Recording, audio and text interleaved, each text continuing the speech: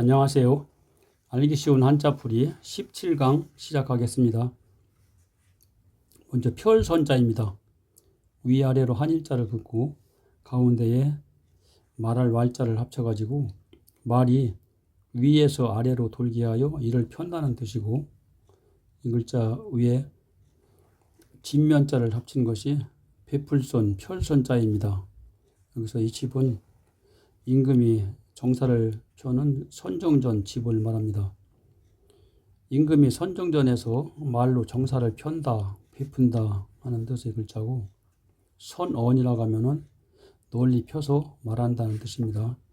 선교는 특정 종교를 선전하여 널리 펴는 것을 말하고, 날일자, 해일자, 속이 꽉 찬 해의 모양을 보고 만든 글자로 다른 글자 합쳐 쓰일 땐 해처럼 밝다, 빛난다, 따뜻하다 등의 뜻으로 쓰입니다.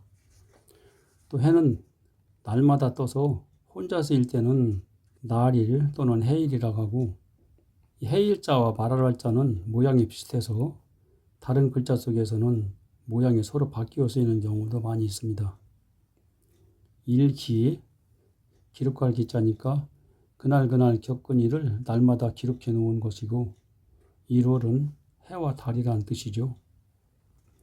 일을조, 새벽조자, 위에가 해일자고 아래에 있는 이 열십자는 이 껍질갑이라고 하는 요 글자를 밖에 네모를 생략하고 쓴 글자입니다. 껍질을 뒤집어 쓰고 돋아나는 싹처럼 해가 돋아오르는 이른 새벽이다 하는 뜻인데, 이 껍질갑자는 우리가 갑옷갑이라고 많이 쓰죠. 그 이유는 이 글자 모양이 갑옷과 비슷하다고 해서 만들어진 글자로 혼자 쓸 때 갑옷갑이라고 하는 글자입니다. 조기, 일을 조자와 일어날 기자를 합쳐서 일찍 일어난다는 뜻이고, 조태는 물러날 태자와 합쳐가지고 정해진 시간보다 일찍 물러나는 거, 즉 일찍 퇴근하는 걸 말하죠. 풀초자, 이를조 새벽조자 위에 풀초머리를 합쳐가지고 이른 새벽에 돋아오르는 해처럼 돋아나는 풀이다 서 만들어진 글자고, 초목은 풀과 나무, 즉 모든 식물을 나타내는 뜻이고, 초원은 들판원으로 봐서 풀이 나 있는 들판이라는 뜻입니다. 대죽자, 대나무와 그 잎이 아래로 들이어진 모양을 보고 만든 글자고, 죽간이라고 할 때 간자는 간략할 간자, 죽간 간자라고 하는 글자로 종이가 발명되기 전에 글자를 기록하던 그 대나무 조각 또는 그 대나무 조각을 엮어서 만든 책이라는 뜻입니다. 중림은 대나무 숲이죠. 높을 탁, 뛰어날 탁자, 이 글자도 이를조 새벽조자 위에 저희는 요 전복자는 원래 윗상자입니다. 아래쪽 부분이 겹치니까 생략해서 쓴 글자로, 이른 새벽에 돋아오르는 해가 위로 높이 올라 뛰어나다는 뜻입니다. 탁견, 뛰어난 의견이나 견해라는 뜻이고, 탁구는 공구자와 합쳐서 나무로 만든 높은 대 가운데에 네트를 치고 공을 쳐넘기는 경기를 말하죠. 해돋을 간자, 이를조 새벽조자 위에 열십자를 썼는데, 여기서 열십자는 사방을 나타내기 위해서 붙여놓은 겁니다. 이른 새벽에 사방을 비추는 해가 돋아오르는 모양을 보고 만든 글자고, 이 글자와 에어쌀 위자를 합쳐놓은 글자가 한국한, 나라 한자인데, 뜻은 해가 돋는 동쪽에 있으며 산과 바다로 에워싸인 나라가 한국이라는 뜻입니다. 한국은 우리나라 대한민국의 줄임말이고, 한의는 의원의 자니까 우리나라 한국에서 발달한 의술이라는 뜻이네요. 아침조자, 해돋을 간자와 오른쪽에 배주자가 변한 배주 다룰자를 합쳐가지고 해가 돋아올라 사방을 비출 때 해가 고기를 잡으러 떠나는 이른 아침이라는 뜻입니다.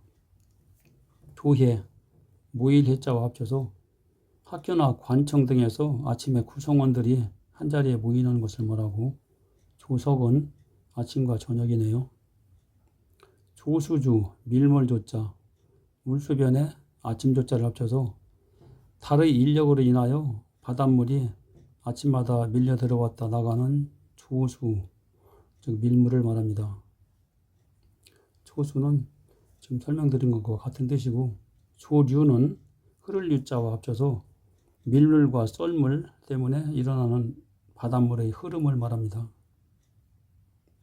없을막, 조물모자, 가운데 있는 게 해일자고 나머지 부분은 이 풀초자를 두 개 위아래로 쓴 글자를 위에 풀초는 이런 모양으로 썼고 아래 풀초는 큰 대자 모양으로 이렇게 변형해서 쓰고 있는 글자입니다.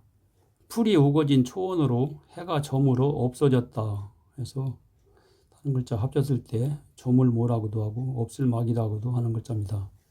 그리고 풀주자 두 개를 합쳐놓은 이 글자는 잡풀 우거질 망이라고 하는 글자고요. 이 글자가 혼자 쓸 때는 없다 또는 부정의 부정으로서 강한 긍정을 나타냅니다. 즉 뭐뭐 안음이 없다, 매우 뭐뭐하다 등의 뜻으로 쓰입니다. 막강, 강할 강자와 합쳐가지고 이보다 더 강하지 않을 수 없다, 매우 강하다는 뜻이고, 막중은 중요할 중자와 합쳐서 이보다 더 중요하지 않을 수 없다, 매우 중요하다는 뜻이네요. 본뜰모, 모범무자, 나무목변에 없을 막자를 합쳐가지고 똑같은 모양의 물건을 만들 때 나무로 속이 없는, 즉 속이 비어있는 거푸집을 만들어 본뜨는 게 본복이고 모범이다는 뜻입니다. 모범, 범자도 본복이 범자로 본받아 배울 만한 본복이란 뜻이고, 모양은 양자가 모양 양자죠. 겉으로 나타나는 생김새나 모습이란 뜻이고, 무덤 몇자, 조물무 없을막자와 흑도자를 합쳐가지고 해가 저물어 없어진 것처럼 보이지 않게 시체를 흙으로 덮은 무덤이란 뜻이네요. 묘지, 시체를 묻어놓은 땅이란 뜻이고, 속묘는 살필성자와 합쳐서 조상의 무덤을 찾아가서 살핀다는 뜻이 되겠습니다. 흰백, 말할 백자, 위에 삐칠 뼈를 뺀 아래쪽은 해일자로 보기도 하고 말할 말자로 보기도 합니다. 그래서 해의 빛이 투명하다 해서 그 투명한 색깔과 가장 비슷한 색깔이 흰색이기 때문에 흰백이라고 많이 쓰고요. 또 아래를 말할 말자로 보면은 입김이 나가며 말한다 해서 말할백이라고도 합니다. 모양을 따져보면 이렇게 해일자 위에 삐칠뼈라는 건 흰백이라고 하고 말할 말자 위에 삐칠뼈라는 건 말할백이라고 원래 구분해서 써야 하지만 그렇게 쓰지 않고 어떤 글자를 쓰든 간에 모두 흰백이라고도 하고 말할백이라고도 이렇게 혼용해서 쓰고 있는 글자입니다. 백설, 눈설자니까 흰 눈이라는 뜻이고, 고백은 말할 백자니까 마음속에 숨긴 일이나 생각한 바를 사실대로 솔직하게 말한다는 뜻입니다. 손뼉칠 박자, 손수변에 말할 백자를 합쳐서 옳다는 말을 대신하여 손뼉을 친다는 뜻이고요. 박수는 두 손뼉을 마주치는 것이고, 박자, 여기 자자는 전미사 자자로 의미가 없이 붙은 글자입니다. 노래할 때 리듬에 맞추어 치는 손뼉이라는 뜻이고요.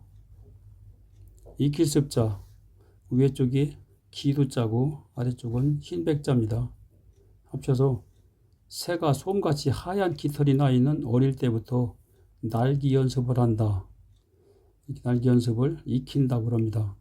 새들은 어릴 때는 그 하얀 솜털이 나오고 나중에 그 털이 벗어지면서 본래의 색깔로 이렇게 바뀌어 나옵니다. 그래서 그 어릴 때부터 계속 날기 연습을 한다는 뜻이죠. 연습, 익힐 연자와 합쳐가지고 학문이나 기술 등이 익숙해지도록 되풀이하여 익힌다는 뜻이고, 자습은 스스로 익히는 거네요. 샘천자, 위에가 투명할 백자고 아래는 물수자입니다. 투명한 물이 솟아나는 샘이라는 뜻이고요. 온천은 따뜻한 온자니까 땅속에서 따뜻한 물이 솟아나는 샘이라는 뜻이고, 광천은 쇠뜰광, 광물광자 합쳐서 물속에 많은 양의 광물질을 함유하고 있는 샘이라는 뜻입니다. 출선자, 실사변에 샘천자를 합쳐가지고 샘물이 길게 흐르는 것처럼 길게 늘어선 줄이나 실이다 해서 줄선, 실선이라고 합니다. 전선은 전기가 흐르는 선, 전기줄이라는 뜻이고, 직선은 꺾이거나 구분대가 없는 고든 선을 말합니다. 근본원자, 언덕원자, 이 글자는 언덕엄자와 밑에 들어있는 글자가 원래 샘전자인데, 샘전자의 아래에 물술자를 작은 조자처럼 이렇게 생략해가지고 쓰고 있는 글자입니다. 샘물이 솟아나는 곳이 언덕의 틈새라 해서 언덕원이라고도 하고, 그 샘물이 물줄기의 근본이다 해가지고 근본원이라고도 하고, 그 물줄기가 들판을 지난다 해서 들판원이라고도 쓰는 글자입니다. 원인, 근본원자와 인할인자를 합쳐가지고 어떤 상태를 변화시키는 근본이 되는 일이나 사건이라는 뜻이고요. 고원, 이 되는 들판원자를 봐서 해발 600m 이상의 높은 곳에 있는 넓은 들판이라는 뜻입니다. 초원, 여기서도 들판원자를 봐서 풀이 나 있는 들판이라는 뜻이네요. 근원원자, 물수변에 언덕원자를 합쳐가지고 언덕의 틈새에서 솟아나는 샘물이 물줄기를 이루는 근본 중에 근본이다 해서 근원이라고 합니다. 근원은 근본 중에 근본이라는 뜻이에요. 근원, 뿌리 근자와 합쳐가지고 물줄기 뿌리와 같은 곳, 즉 물줄기가 흘러나오기 시작하는 곳이라는 뜻이고, 어원은 말씀 어자니까 어떤 말이 생겨난 근원이라는 뜻이네요. 원할원, 발할원자, 근본 원자와 머리 혈자를 합쳐가지고 머리로 생각하는 근본적인 것이 꼭 이루어지기를 바란다, 원한다는 뜻입니다. 소원은 어떤 일이 이루어지기를 바라는 것이고, 청원은 청할 청자니까 어떤 문제가 해결되도록 원하여 청한다는 뜻입니다. 일백백자, 한일자 밑에 말할 백자를 합쳐놓은 글자인데, 하나에서 100까지 세면 손가락 하나를 구부리며 100이라고 크게 외쳐 말해 일단락지어 일백이라고 했습니다.